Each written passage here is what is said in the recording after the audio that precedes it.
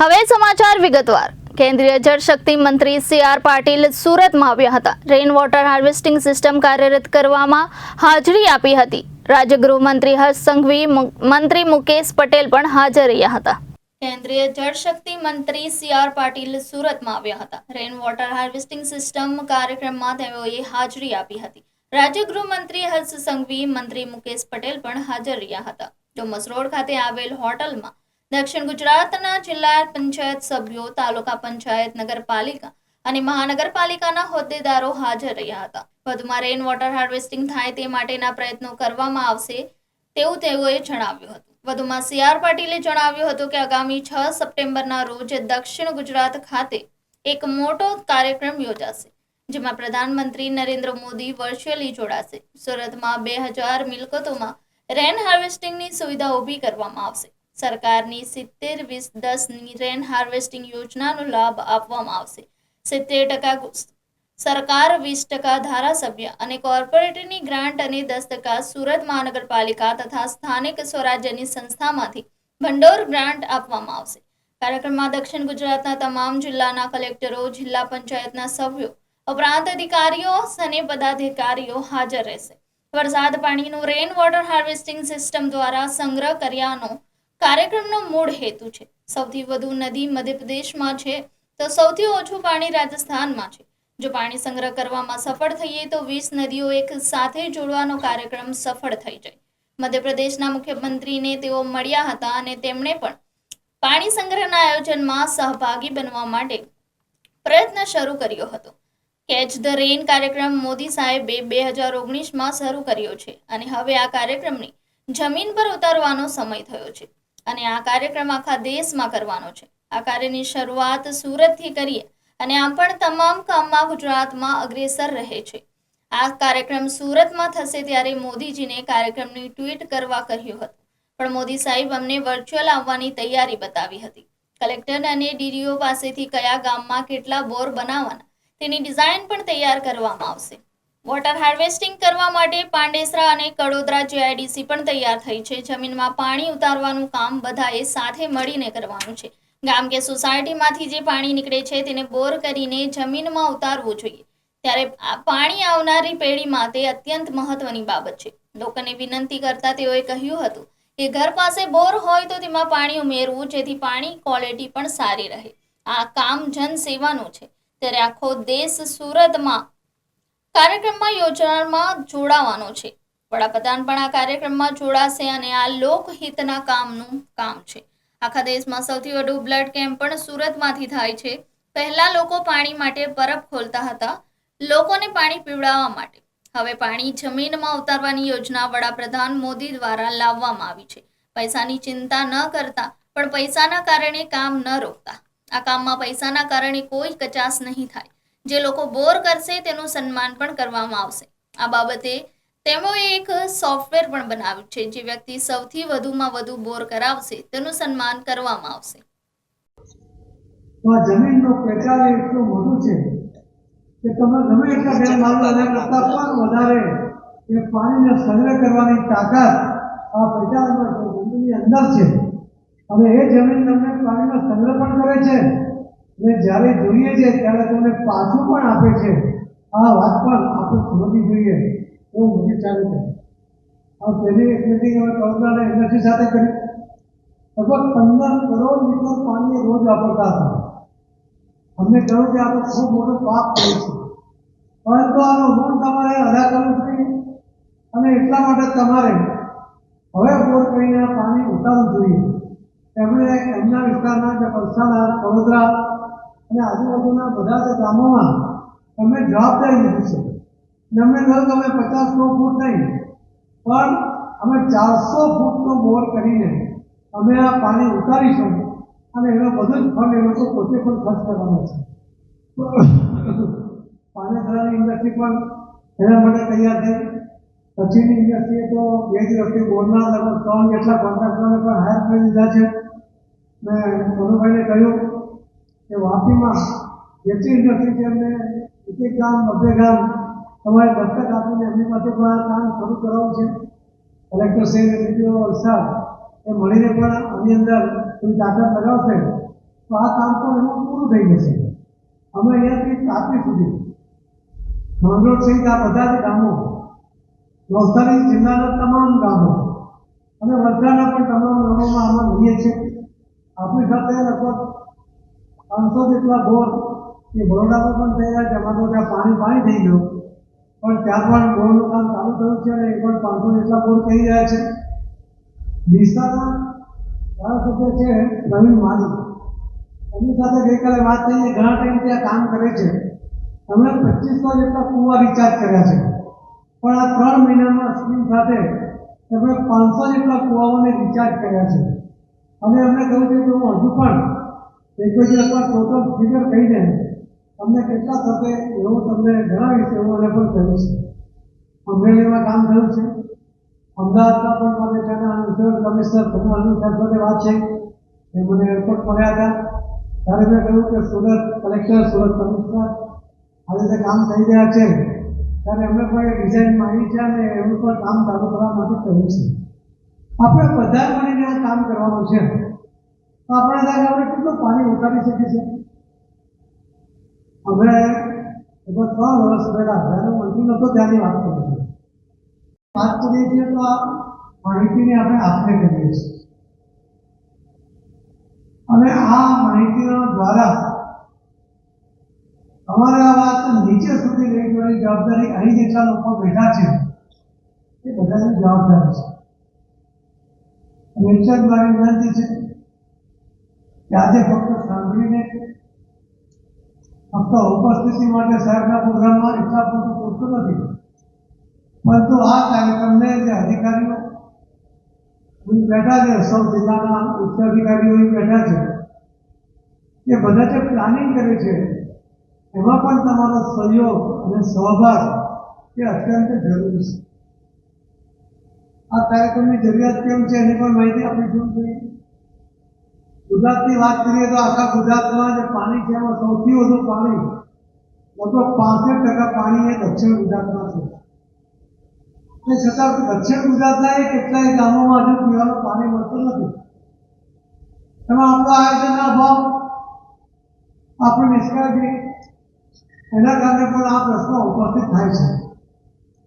પરંતુ હવે દેશની પણ વાત કરીએ તો અમે એનું પ્લાનિંગ શરૂ કર્યું છે કે બ્રહ્મપુત્રથી નીચેના ભાગ સુધી એની પાસે જે સતત વોટર છે એ કેટલા રાજ્ય સુધી લઈ જઈ શકાય. તમે જમ્મુ કાશ્મીરથી આવતી નદીઓને ત્યાં સુધી લઈ જઈ શકાય. ગંગા, બિહાર, ઉત્તર પ્રદેશ, કલકત્તા લગભગ 5 રાજ્યોમાંથી પસાર થાય છે. તો એનું પ્લાનિંગ કેવી રીતે થાય? 5 રાજ્યોને પાણી કેવી રીતે મળે?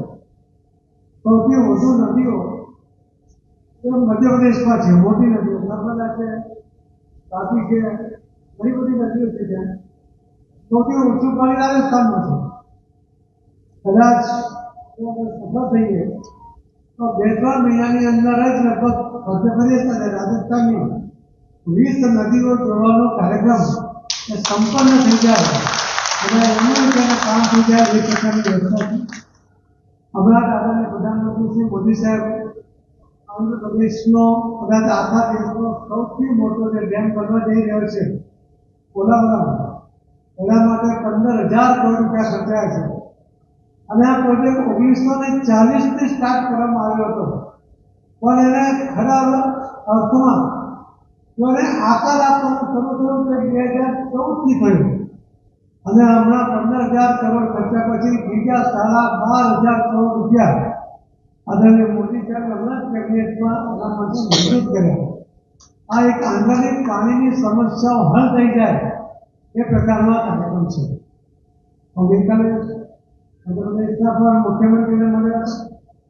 તમે પણ એમની જે 2 નદીઓ છે એમના સ્ટેટ ઇન્ટરસ્ટેટની એને પણ 8 દિવસની અંદર જ એની પણ મંજૂરી આપીને એનું કામ શરૂ કરવા માટે એમણે તૈયારી બતાવી છે. તો આ પાણીનું આયોજન આપણે કરતા જઈએ જેમ દક્ષિણ ગુજરાત એ ગુજરાતનો 1600 કિલોમીટરનો દરિયા કિનારો હોવાને કારણે અહીંયા વરસાદ છે.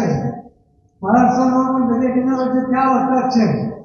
પણ જ્યાં વરસાદ નથી અને જ્યાં વધારે વરસાદ છે એનું સરપ્લસ પાણી છે એને પણ ત્યાં દરેક જગ્યાએ પહોંચાડવા માટે આપણે એનું પણ પ્લાનિંગ શરૂ કર્યું છે. વર્ષોથી કંઈક ને કંઈક કામ એમાં થતું આવ્યું છે, પણ વધુ કામ પ્લાનિંગ સાથે થાય, ઝડપમાં થાય, સમય મર્યાદામાં થાય, એના માટેના પ્રયત્નોમાં લાગે. આજે કાર્યક્રમ છે એક ધ રેન. આ યોજના મોદી સાહેબે 2021માં અમે જાહેર કરી, પરંતુ હજુ સુધી પણ એની પર બહુ મોટું ધ્યાન અપાયું નહીં. એનો મુખ્ય કારણ એ પણ હતો કે મંત્રાલય દ્વારા આમાંથી કોઈ આર્થિક મદદ આપવામાં આવતી નથી, એટલે એને પણ તાકાત મળી નહીં. પરંતુ હવે મંત્રાલય દ્વારા પૈસા આપ્યા વગર લોકોના સાથ અને સહકાર સાથે જે એક શબ્દ હમણાં મુકેશભાઈ બોલી ગયા કે જન આંદોલન દ્વારા, લોકોની જાગૃતિ દ્વારા આ કાર્યક્રમને જમીન પર ઉતારવા માટેનો પ્રયત્ન શરૂ કર્યો. આ આખા દેશમાં કરવાનું છે. આખા દેશમાં કરવું હોય તો કોઈ જગ્યાએ શરૂઆત કરવી પડે, અને ગુજરાત તો દરેક બાબતમાં આગળ હોય છે. દરેક ક્ષેત્રની અંદર આ ગુજરાત માટે કોઈ ભલે વિસ્તારની ટીકા કરતો હશે, પરંતુ આપણે ચોક્કસ કહીશ કે દરેક બાબતની અંદર ગુજરાત એ બધા જ રાજ્યો કરતાં આગળ છે અને આગળ રહેવાનું છે, એ પણ નક્કી છે. ત્યારે આનું મોડલ પણ આપણે ગુજરાતથી શરૂ કરી આખા દેશ સુધી પહોંચાડીએ. કે ફક્ત પોલિટિકલ કામ આપણે કરીએ, કોઈને દાખલો લઈ આપો, કોઈને સર્ટિફિકેટ આપી દો, કોઈને એપ્લિકેશન પાડી દો, આ કામ પૂરતું નથી. એ તો ચૂંટાયેલા પ્રતિનિધિઓની ફરજ છે. સંગઠનના લોકો પણ સંગઠનને મજબૂત કરવા માટે કામ કરતા હોય છે, પરંતુ સંગઠન અને ચૂંટાયેલા પ્રતિનિધિઓ ત્યારે તમે સહજતાથી ચૂંટાવવું હોય તમે સામાજિક સેવાના કામ કરવા જોઈએ. હવે તમે નાના મોટા કામ કરતા બનો છો. ઘણી વાર કહેતો પણ હું છું કે આખા દેશમાં સૌથી વધારે બ્લડ કેમ્પ જો કોઈ કરતો હોય તો આપણે બધા કરીએ છીએ. તો એ સેવાની પ્રવૃત્તિ છે, અન્ય પાર્ટીમાં નથી કરતા. આપણા શરીરનું લોહી આપણે આપવા માટે, અને એવા રેકોર્ડ છે કે કોઈએ 100 કે 100થી વધુ વાર બ્લડ આપ્યું હોય એવા અનેક કાર્યકર્તો આપણી પાસે મોજૂદ છે. આવા સેવાકીય પ્રવૃત્તિ દ્વારા કોવિડ હોય ત્યારે પણ આપણી કે આપણા ઘરની ચિંતા કર્યા વગર આપણે એમાં પણ સેવાકીય પ્રવૃત્તિ કરતા હોઈએ છીએ. આ કામમાં તો કોઈ તમારે જોખમ નથી, આ કામમાં તમારો કોઈ ખર્ચ પણ નથી, પણ શરૂઆત તમારા ઘરથી કરવી જોઈએ.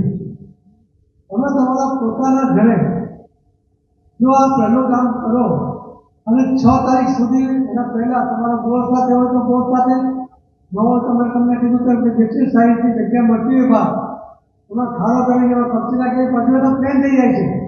તમે ઉપર કપચીમાંથી પથ્થર બી લગાવી દેશો તો ચાલશે, કે વરસાદી પાણી છે તો પાઇપ માટે સીધું ઉતરી જવાનું છે. તો આ કામ તમારે કરવું જોઈએ. આમાં કેટલા લોકો તૈયાર છે આ રીતે કામ કરવા? આપણે જેવા નથી તૈયાર. ધારાસભ્યો બધા તૈયાર છે ને? સાંસદોને કરજો ભાઈ, મુકેશભાઈ ક્યાં ગયો? સાથે સાથે આજે એક વાત સમજવા જેવી છે કે આખા વિશ્વની અંદર જે ટોટલ પોપ્યુલેશન છે એનું 18% પોપ્યુલેશન એ આપણા દેશમાં છે. 18%માં કેટલા લોકો છે? તો 18%માં 140 કરોડ લોકો છે. તો બાકીના 82% એ ગુણાકાર કરો એટલા લોકો આખા વિશ્વમાં છે. આખા વિશ્વમાં જેટલા પશુધન છે એનો 18% પશુધન આપણા દેશમાં છે. ને આખા વિશ્વનું જે પાણી છે એનું 4% પાણી આપણી પાસે છે. પણ આખું પાણી કેટલું છે હું આપને વિશ્વાસથી કહી શકું છું, મારા 3 મહિનાના અનુભવથી, કે આ 4% પાણીનું જો આપણે પ્લાનિંગ કરીએ તો આપણા દેશમાં ક્યારેય પાણીની સમસ્યા નહીં ઊભી થાય, ક્યારેય કોઈને ટેન્કરથી પાણી નહીં આપવું પડે. એ સૌરાષ્ટ્ર હશે, ઉત્તર ગુજરાત હશે કે પૂરા અન્ય દેશના અલગ અલગ રાજ્યોમાં આની જરૂર નહીં પડે. એના માટે આખું તૈયાર કરેલું છે.